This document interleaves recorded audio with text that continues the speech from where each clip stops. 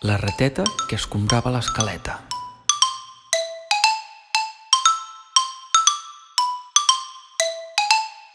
Hi havia una vegada una rateta que cada dia escombrava l'escaleta i un dia es va trobar un dineret. Oh, quina sort que he tingut! I què em podria fer? Si em compro ametlletes em cauran les dentetes. I si em compro un llacet per la cueta? Sí, em compraré un llacet ben bonic per posar-me a la cueta. I això va fer. Va anar a casa la senyora Conilla i es va mirar molts llacets. Al final es va decidir per un llaç de setí de color rosa. Sí, aquest sí que m'agrada. Seré l'enveja del barri. Segur que tothom em mirarà, pensava la rateta. Ui, no me l'emboliqui que me l'emporto posat. Es va posar davant de casa seva per lluir el llacet i així estava quan va passar el senyor Ànec, que veient-la tan bonica li va dir: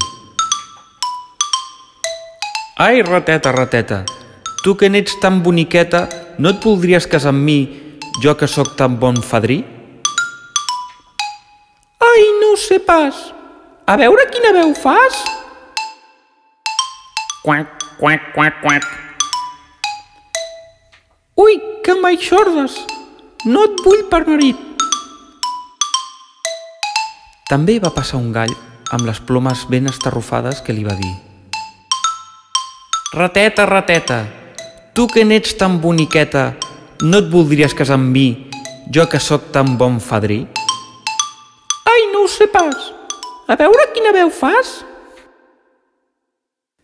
Quiquiriquí!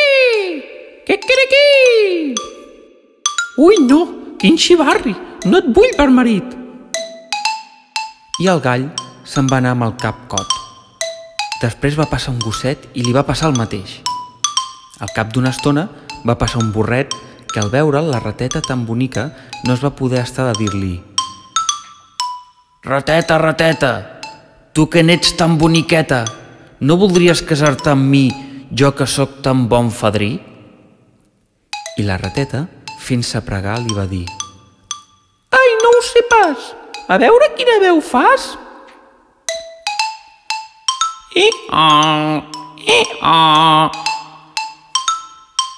Fuig, que m'aixordes, va dir la rateta.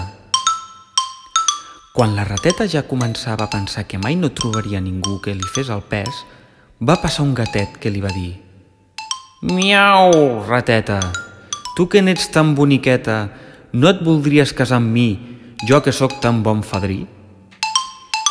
I la rateta, fent-se l'estreta: Ai, no ho sé pas. A veure quina veu fas.